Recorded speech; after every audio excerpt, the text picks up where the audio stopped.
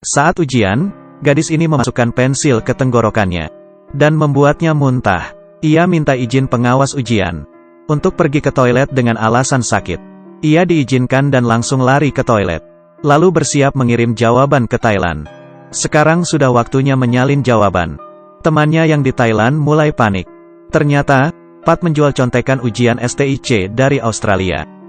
Ia mengerahkan armada ojek yang akan mengantarkan contekan ke berbagai tempat ujian. Tapi, contekan belum juga datang dan semua orang protes. Situasi mulai tak terkendali. Pat akhirnya memberi salam tempel untuk meredakan protes. Sambil meredakan amarah tukang ojek, ia juga meredakan kepanikan kostumernya. Sementara itu, Lin mendapat masalah. Saat mau masuk ke toilet, ia dicurigai oleh pengawas ujian.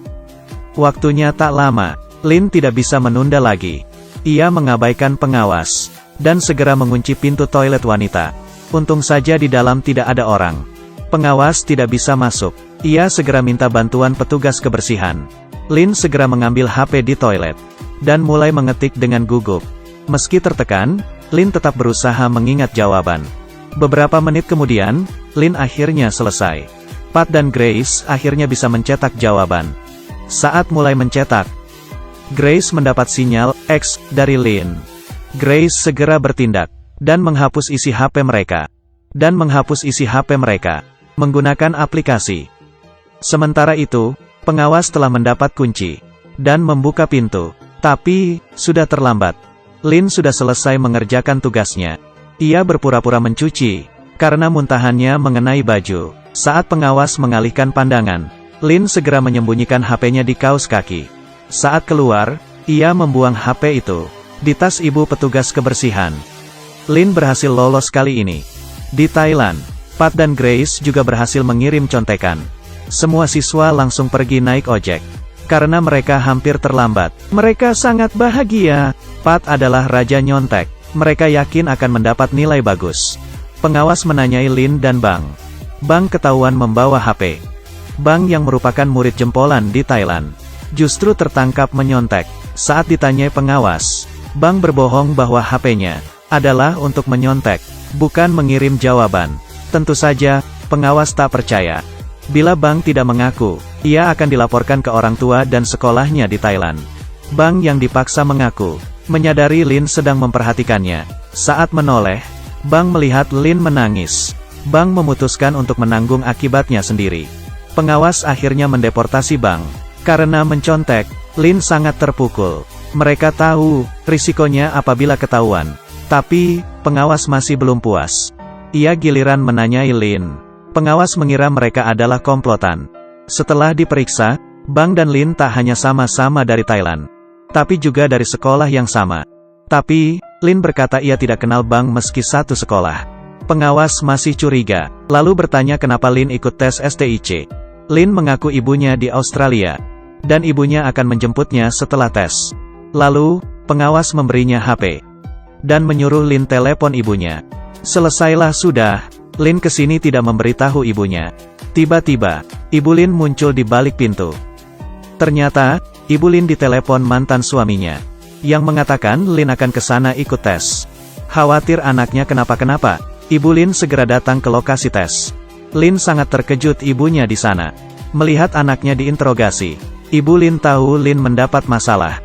Ia berbohong pada pengawas, dan berkata ialah yang meminta Lin ke sini. Lagi pula, Lin selalu juara satu. Tidak mungkin menyontek. Melihat Ibu Lin sangat percaya diri, pengawas akhirnya percaya. Tapi, karena Lin keluar ujian duluan, maka nilainya dianggap hangus. Ibunya menyelamatkan Lin, tapi tidak menanyainya lebih lanjut. Ibunya hanya berkata, kamu melanggar peraturan demi sesuatu. Tapi, suatu hari kamu akan kehilangan lebih banyak karena pelanggaranmu. Saat itu kamu akan menyesal. Mendengar nasihat ibunya, Lin berlinang air mata. Ia berjanji tidak akan mengulanginya dan mulai dari awal lagi. Ibunya juga memutuskan, semester depan akan menyekolahkan Lin di Sydney. Sekembalinya ke Thailand, Lin menolak mengambil uang bagiannya. Lalu ia keluar dari grup. Grace dan Pat sangat terkejut. Yang lebih mengagetkan lagi, TV tiba-tiba memberitakan berita contekan STIC. Ada yang melapor, banyak siswa di Thailand menggunakan contekan. Tak hanya itu, pemerintah tidak mengesahkan nilai STIC di Thailand kali ini. Akan diadakan tes ulang. Berita ini bagaikan petir di siang bolong. Saat ditanyai ayahnya, Pat mengaku ia ikut menyontek. Ayahnya marah sekali. Beberapa hari lalu, ia dengan bangganya memamerkan Pat. Karena mendapat nilai bagus. Ia tak mengira anaknya curang. Pat dan ayahnya bertengkar. Pat berkata, ayahnya membayar untuk memasukkannya ke sekolah bagus. Sama saja dengan menyontek. Suasana semakin panas. Karena emosi, Pat kabur ke rumah pacarnya, Grace. Tapi, uang hasil jualan contekan sudah habis digunakan. Saat mereka mencari cara untuk mendapat uang, tiba-tiba Bang muncul. Bang meminta Lin menemuinya. Lin pergi ke toko laundry Bang. Mereka kini sangat canggung. Lin berkata semester depan ia akan sekolah di Sydney. Mendengarnya, Bang hanya tersenyum. Ia diam saja. Lalu, Bang mengajaknya masuk ke toko laundrynya. Lin melihat Grace dan Pat sudah di sana. Bang akhirnya menceritakan rencananya. Ia ingin menjual contekan lagi. Kali ini adalah UN SMA sebulan lagi. Peserta ujian ini lebih banyak dari peserta STIC. Bang sangat percaya, dengan itu, ia bisa mencapai kebebasan finansial. Lin terdiam mendengarnya.